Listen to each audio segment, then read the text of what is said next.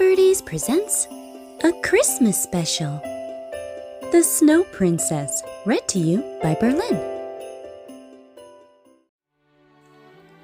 By Ruth Sanderson.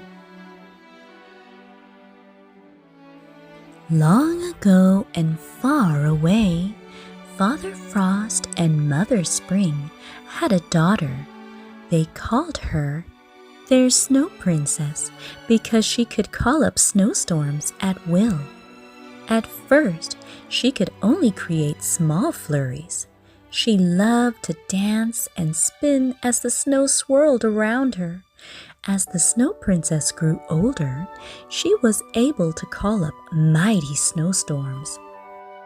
In time, the little Snow Princess grew into a beautiful maiden who learned to use her power wisely. She begged her parents to let her leave their home in the icy north so that she might see more of the world. They agreed to let her go, with one warning. "Remember this," Mother Spring said.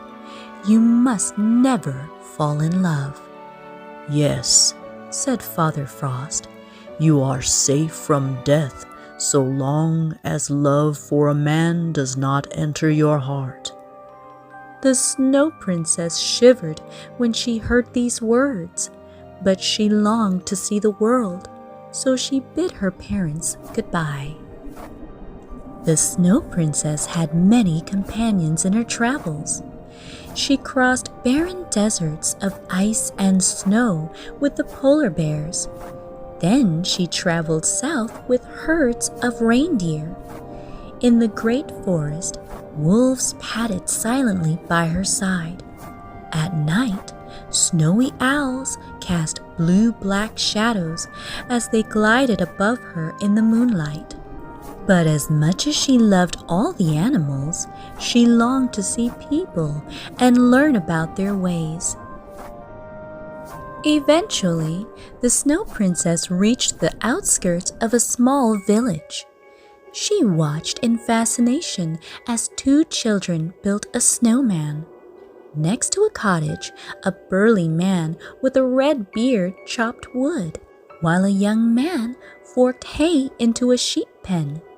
The young shepherd laughed when the two children threw snowballs at him. As the sun set and turned the snow to pale gold, a smiling woman opened the cottage door and called the family in for dinner. For many days, the Snow Princess watched from the forest as the family went about their daily routine. Sometimes the young man played on a flute and his little brother and sister danced in the snow. They all looked so merry. One day, a group of young people came by. They wore festive clothing and some carried musical instruments. "Come on, Sergei, we'll be late for the festival," called one of them, and the young shepherd joined them, his flute in hand. The Snow Princess followed in the woods as the group strolled along to the village. She was so interested in their laughing and chatting that she forgot to keep hidden. It was Sergei who turned to her and said, "It would be much easier to walk on the path. Why don't you join us?" He stopped and offered her his hand. The Snow Princess was terrified, but her curiosity was stronger than her fear. Taking his hand, she stepped out of the woods onto the path. When he asked her name, she somehow knew that Snow Princess was not a proper human name. She had heard him call his little sister by the name of Katya, so she said, "Call me Katya." At the winter festival, there were reindeer races, ice skating, singing, and dancing contests. Throughout the day, different musicians played for their dancers. Finally, Sergei and his friends played, and couples danced by the light of bonfires, until at last everyone was exhausted and could dance no more. Sergei went over to the Snow Princess and asked if he could walk her home. How could she explain that the forest was her home and the snow was her bed and blanket? When she shook her head, Sergei said, "Then I hope we will meet again soon." That night, the Snow Princess dreamt of her parents. Father Frost repeated his warning. "You are safe from death, so long as love for a man does not enter your heart." She did not feel safe. In the morning, she did not go to watch Sergei tend the sheep, or to see his brother and sister playing in the snow. Instead, she walked northward into the wild woods and vowed to forget about the world of humans. The Snow Princess tried to amuse herself by spending time with the animals in the forest. She played with the foxes, chased the hares, and wandered with the herds of deer. She called up snow flurries and tried to dance, but felt no joy in it. As the weeks passed, the Snow Princess grew more and more unhappy. Finally, she could stand her solitude no longer. She returned back south toward the village and reached the cottage in a few days. Sergei was fixing a broken shutter. She made up her mind to speak to him and invited him to take a walk with her. "It would be my pleasure, Katya," he said. The Snow Princess smiled. She liked having a real name. When they reached a clearing, Katya paused and said, "Would you like to play your flute for me?" As Sergei played for Katya, she felt a warmth she had never experienced. And so the Snow Princess and the shepherd became friends, and she looked forward to seeing him every day. The long winter months passed quickly, and in her happiness, Katya forgot her parents' warning.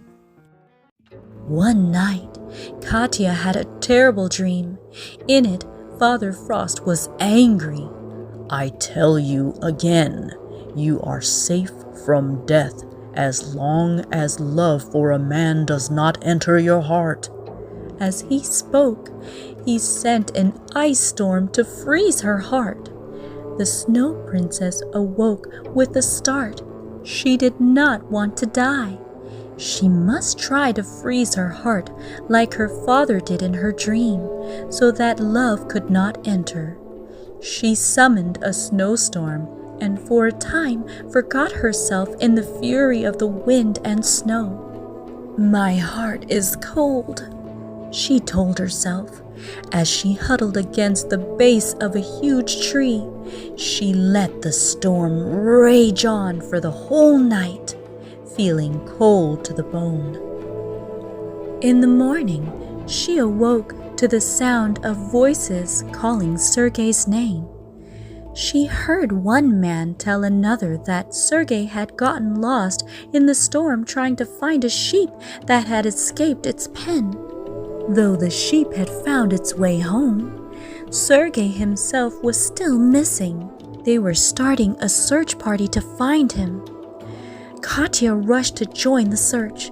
As the hours passed with no sign of the shepherd, her worry deepened. The Snow Princess began to feel a strange warmth in her heart. The snow started to melt as well, as if in symphony with her feelings. "If I die, so be it," the Snow Princess thought to herself. "Just let me find him first," she prayed. Her heart grew warmer. The snow continued to melt. The Snow Princess searched and searched. At long last, the melting snow revealed her love, half buried and unconscious. He must have tripped over a root in the dark and fallen. "Sergei, wake up! Please, wake up, Sergei!" she cried as she knelt beside him. "Ah, Katya," he said, opening his eyes. "Am I dreaming? Or have I died and this is heaven?" "It is I who will die soon," said Katya, "for I am the daughter of Father Frost and Mother Spring, and they told me I would die if I fell in love." She touched the cheek of the shepherd, and suddenly her fingers felt warm. Her face was no longer pale, but had a healthy pink glow. As a matter of fact, she felt quite wonderful, not in the least like she was dying.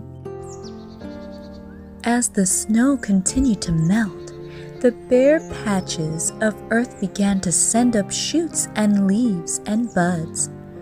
Katya watched in amazement.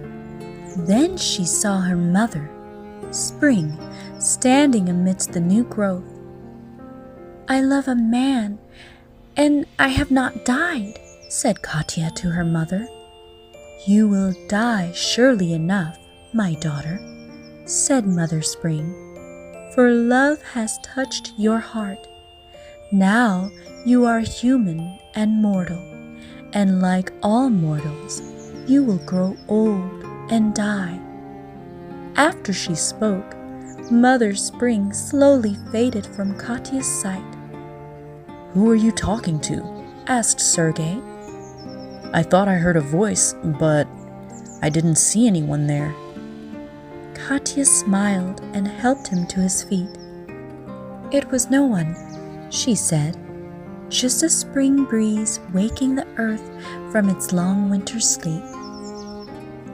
Then Katya and Sergei walked hand in hand out of the forest into the warm sunshine of a perfect spring day. The end. Please like and subscribe if you enjoyed this video. Tap the bell to be notified for new video uploads. Thanks for watching and joining me on my reading adventures. See you next time on Book Birdies.